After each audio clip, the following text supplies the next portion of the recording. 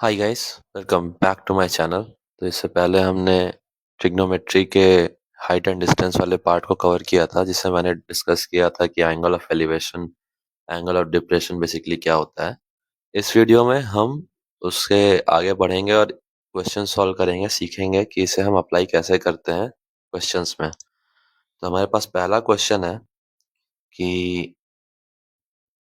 पहला क्वेश्चन ये कह रहा है कि a person standing on the bank of a river observes that the angle subtended by a tree on the opposite bank is 60 degree. When he retreats 40 meters from the bank, he finds the angle to be 30 degrees. Find the height of the tree and the breadth of the मतलब ये river कहना चाह रहा है, breadth of the river। चलिए इसे solve किया जाए। तो पहली बात तो यहाँ पर एक रिवर है, सपोज करते हैं कि ऐसा कुछ है रिवर, या मैं इसे थोड़ा ब्लू कर देता हूँ। ये हो गया रिवर, पानी है बीच में, ठीक है। Angle subtended bye a tree on the opposite bank is 60 degrees. Opposite bank में एक ट्री है, जैसे मान लो ये ट्री है, यहाँ पर कोई आदमी खड़ा है, ठीक।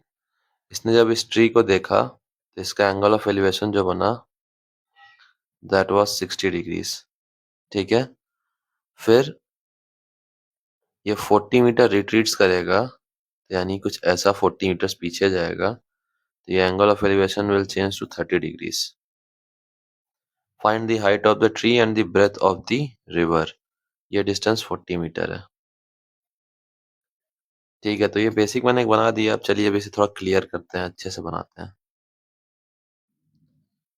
तो बेसिकली अगर यहाँ पर एक ट्री है, ठीक है, ये ट्री है, स्ट्रेट लाइन में बना लिया मैंने। यहाँ से जब मेजर करूंगा, angle of elevation will be 60 degrees, और जब यहाँ से मेजर करूंगा तो angle of elevation will be 30 degrees.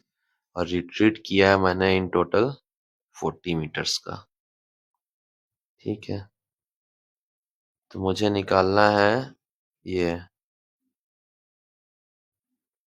Breath of the river, है ना, let that be B, and height of the tree let that be H. ये एक ट्रायंगल बन रहा है, तो इसे ए बी सी और डी के नाम से रख सकते हैं, ठीक है। चलिए, असल में ये हाइट एंड डिस्टेंस के चैप्टर्स में अगर आपने फिगर सही से बना लिया तो आपने आधा काम कर लिया है। इसके बाद सॉल्व करने में ज़्यादा मेहनत नहीं लगती है, बस फिगर की क्लैरिटी होनी चाहिए, कोई गड़बड़ नहीं होना चाहिए, ठीक है। तो बी और एच निकालना है इस डेटा से हमें, ठीक है। तो क्या बी और एच के बीच में रिलेशन मिल रहा है मुझे? डेफिनेटली एक रिलेशन मिल रहा है कि in triangle A B C tan 60 degree is nothing but AB by BC, which is nothing but H by, capital H लिखा है, H by B।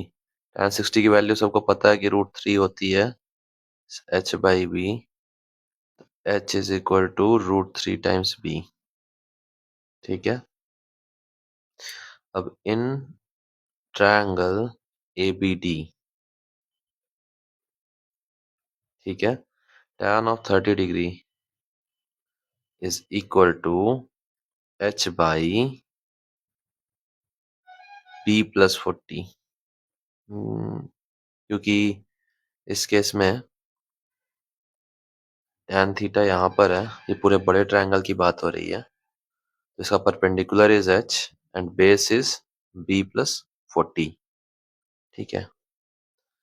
तो tan 30 इज नथिंग बट 1/√3, और H इज इक्वल टू, मैं √3, H की value, √3 भी मैं सीधे यहीं पे डाल सकता हूँ। फिर ये पूरा का पूरा इक्वेशन क्या होगा, B के टर्म्स में आ जाएगा, इसे सॉल्व करना काफ़ी ज़्यादा आसान हो जाएगा, ठीक है। तो ये मान लेते हैं इक्वेशन 1। तो H is equal to √3B by B plus 40। This implies that B plus 40 is equal to 3B, This implies that B is equal to 20 meters.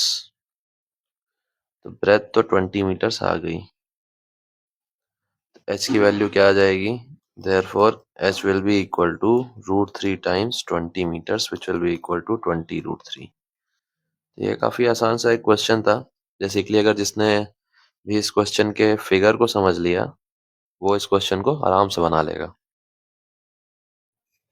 तो इस सेकंड क्वेश्चन में दिया हुआ है कि 2 टावर्स ऑफ सेम हाइट। हमारे पास 2 tower हैं same height के, जो कि एक रोड के इधर साइड्स में है, which is 60 metre wide. At a point on the road between the towers, the elevation of the tower are 60 and 30 degrees. Find the height of the towers and the position of the point. तो यानी अगर मैं इसका diagram बनाना चाहूँ तो ये कुछ ऐसा बनेगा। चलिए टावर को इस कलर से ले लेते हैं, देखते हैं।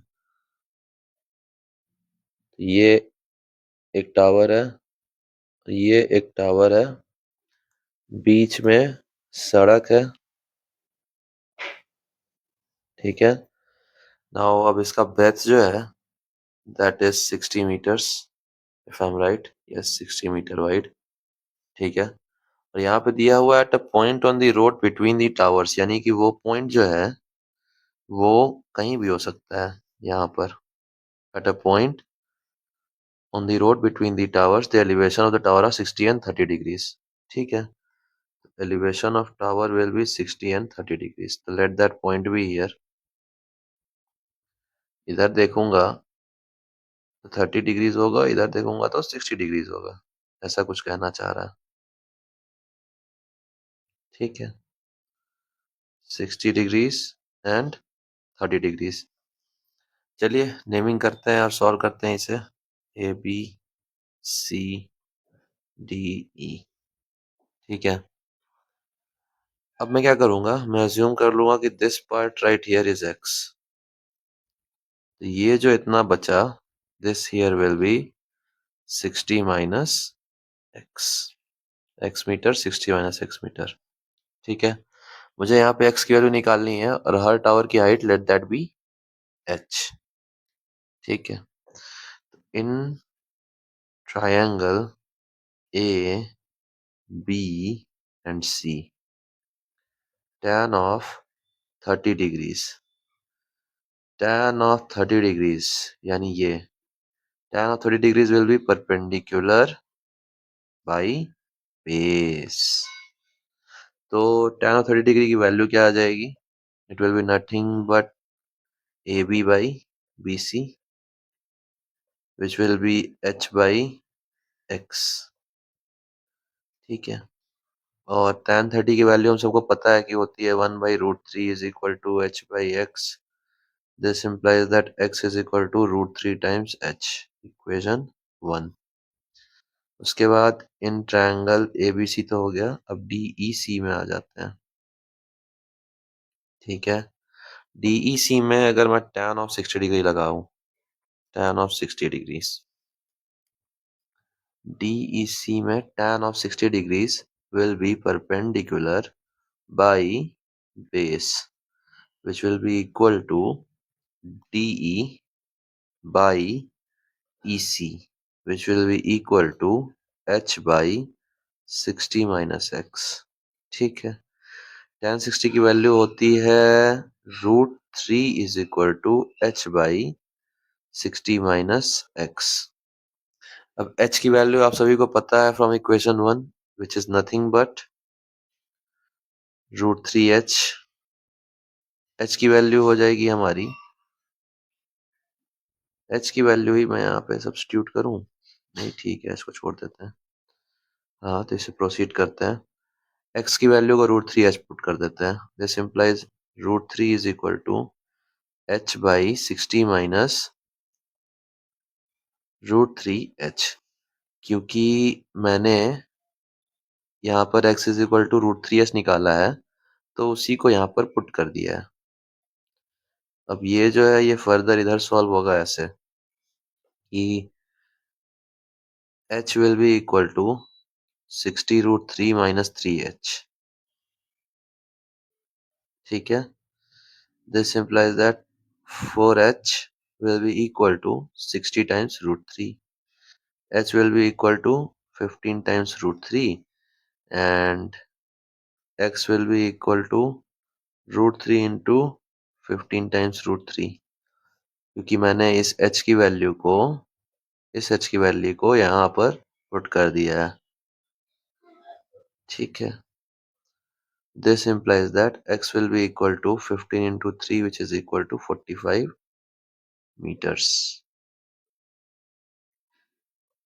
ठीक है गाइस, तो यानी ये जो h है, this h right here is equal to 15 root 3, this h right here is nothing but 15 root 3 and this x is nothing but 45 meters। चलो, ये क्वेश्चन भी काफी आसान था।